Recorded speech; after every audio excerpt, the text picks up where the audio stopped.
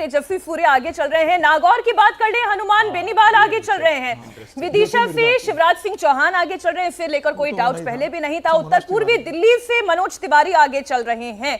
अगर विदिशा की बात करें सर, इसमें तो कोई शक था ही नहीं, शिवराज सिंह चौहान ये ऐसी सीटें हैं जो पक्की हैं। विदिशा से बीजेपी किसी को भी लड़ाए वो जीतना निश्चित ही है सर दिल्ली में। लेकिन मनोज तिवारी कन्हैया कुमार को लेकर बड़ी चर्चा थी। नहीं, Manoj Tiwari I think far head है। कन्हैया कुमार जब बिहार में नहीं जीत सके तो दिल्ली में कैसे जीतेंगे? नहीं, मुझे लगता है 3 लाख कम से कम 3 लाख से अंतर से जीतेंगे मनोज तिवारी। कोई इसमें मतलब Kanhaiya Kumar is no candidate. मैं आपको कन्हैया कुमार के अंदर की बात बता जी जी जी। वो आम आदमी पार्टी के एक बड़े नेता को मिलने गए और कहा कि मदद चाहिए, तो उन्होंने पूछा आप कांग्रेस के कैंडिडेट हैं?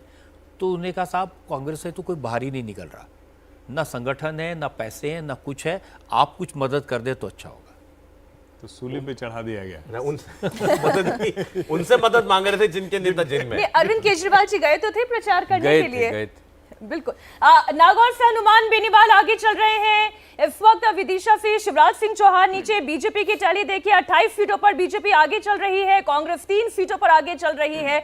महाराष्ट्र में 4 सीटों का रुझान आया है और चारों सीट पर बीजेपी आगे लीड करते हुए दिखा दे रही है। और पश्चिम बंगाल में 3 पीयूष गोयल मुंबई नॉर्थ से, पीयूष गोयल एक सेफ सीट दी गई थी, पीयूष गोयल को लीड कर रहे हैं। पीयूष गोयल समीर जी। बिल्कुल, तो मुंबई के सबसे सुरक्षित सीटों में से वहां से गोपाल शेट्टी सांसद हुआ करते थे, तो सबसे सेफ सीटें वहां से आराम से जीतेंगे। कन्नौज से अखिलेश यादव लीड कर रहे हैं, मथुरा से हेमा मालिनी, अब कन्नौज भी आ गया मैनपुरी के साथ साथ। देखिए एक्सपेक्टेड लाइंस पे है, और अगर इतना एक्सपेक्टेड लाइंस पे है तो जो सर्वे है, जो भी भावेश आएंगे तो खुश होते हुए आएंगे, तो लगभग उस तरफ जाता हुआ दिख रहा है। अभी हालांकि बहुत शुरुआती है, पोस्टल बैलेट्स होंगे, लेकिन जिसको कहते हैं ना कि इंडिकेशन जो होता है, इसमें आप देखें तो लोग ये जरूर पूछते हैं कि अगर ये ऐसा ही है जैसा एग्जिट पोल ने बताया चुनाव है, तो कितने बजे तक हमें पता चल जाएगा सब कुछ?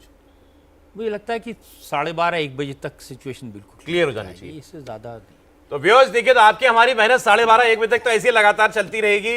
अभी रत्नागिरी से नारायण राणे में आपको जो भी सीट वाइज जो ट्रेंड्स आ रहे हैं वो हम आपको साथ साथ बताते जा रहे हैं। टैली पर आप नजर रखिएगा, 46 ट्रेंड्स हैं। 34 पर मोदी की फोटो के आगे 35 दिखाई दे रहा है आपको। 9 पर इंडिया गठबंधन आगे चल रहा है, 3 पर अन्य। गाजियाबाद से बीजेपी के अतुल गर्ग, चुरू से कांग्रेस के राहुल कस्बा। हमने राजस्थान की बहुत चर्चा की, राजस्थान की बहुत सीटों के ट्रेंड्स शुरुआत में अचानक आए हैं। हैदराबाद से ओवैसी साहब वो आगे लीड कर रहे हैं, उनको बड़ी टक्कर दे रही है इस वक्त बीजेपी की कैंडिडेट जो है। और देखना होगा वहां कोई अपसेट होगा कि नहीं होगा। माधवी लता कुछ अपसेट कर पाएंगे या नहीं? बहुत स्ट्रांग सीट है जो AIMIM की, बहुत स्ट्रांग सीट है और बहुत सालों से वो जीतते आए हैं, इनके परिवार के लोग भी जीतते आए हैं। तो मुझे लगता है कि माधवी लता बहुत अच्छा चुनाव जरूर लड़ रही हैं। और इस बार दोनों आपकी अदालत में आए। हाँ, दोनों आए थे। देखिए ओवैसी जब भी आते हैं तो उनकी बहुत रेटिंग होती है, बहुत लोग देखते हैं, बड़े इफेक्टिव होती है। तो माधवी लता मेरे लिए खुद एक सरप्राइज पैकेज था, बट जैसा वो बोली है, जिस तरह से जवाब दिए हैं और जितने लोगों ने उनको देखा है, तो रातों रात नेशनल लीडर बन गई है। वो चुनाव जीते नहीं जीते, लेकिन मुझे लगता है कि वो पार्लियामेंट में होंगी। अगर लोकसभा हारी तो वो राज्यसभा के जरिए जरूर पार्लियामेंट में आएंगी। और वो बीजेपी के लिए साउथ में अन्नामलाई की तरह एक बड़ी इफेक्टिव लीडर साबित हो। सर कहते हैं ये मोदी जी की हैंडपिक लीडर है वो, ऐसा ये बात सही है? अब ये तो मैं नहीं कहना चाहूँगा, लेकिन यह है कि अब मोदी जी का अगर आप पूरा कैरेक्टर देखें ना, तो सही लोगों को सही वक्त पर पकड़ना, ये कमाल की क्वालिटी है। किसको कौन सा काम देना, इसकी समझ उनकी कमाल की है। चाहे वो अफसर हो, चाहे वो पॉलिटिकल लोग हों, चाहे वो कैबिनेट हो, ये कोई एक्स्ट्रा ऑर्डिनरी माइंड में कहूँगा। जैसे रेखा पात्रा को टिकट दे दिया, संदेश खाली पीड़िता को, ये मोदी जी का कॉल था कि उसको चुनाव लड़वाओ, संदेश खाली महिला को। एक और ट्रेंड आपको बता दें, दिल्ली का ट्रेंड, जहां दिल्ली की 7 सीट पर इस वक्त बीजेपी आगे चल रही है। प्रवीण खंडेलवाल चांदनी चौक से आगे चल रहे हैं, बांसुरी स्वराज नई दिल्ली सीट से आगे चल रही हैं। दिल्ली की 7 सीट पर जो रुझान है वो बीजेपी के लिए उत्साहवर्धक है। और यही बात कही जा रही थी राहुल जी, दिल्ली की 7 सीट बीजेपी जीत बिल्कुल। एक जो ट्रेंड्स आए थे उसमें भी यही कहा जा रहा था कि सिर्फ चांदनी चौक की एक सीट है जो कि अब आप दिखा रहे कि आगे चल रहे हैं, उसमें जो है खंडेलवाल, वही एक सीट थी जिसको लेकर जो एग्जिट पोल है उसमें संशय थे। बाकी सीटों पे तो वैसे भी कोई खास संशय। आप देखेंगे जहां जहां मुस्लिम वोटर्स ज्यादा है, चाहे वो चांदनी चौक हो, चाहे वो हैदराबाद हो, चाहे वो मैनपुरी हो, उसके बारे में पहले ही कह देते भाई ये तो बीजेपी नहीं जीत पाएगी।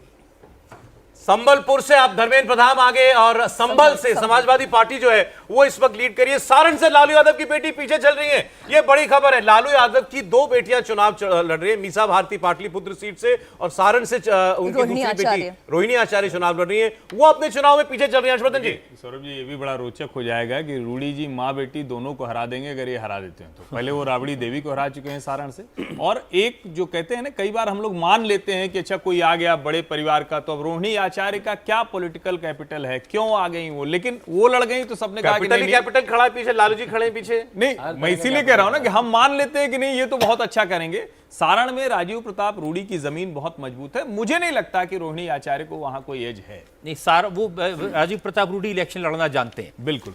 अच्छा, मीसा भारती भी पीछे, पाटलिपुत्र से मीसा भारती पीछे, रोहिणी आचार्य मीसा भारती दोनों इस वक्त ट्रेल कर रही है। और लालू प्रसाद जी तो बोल रहे थे कि मैं हार हार के थक गया हूं।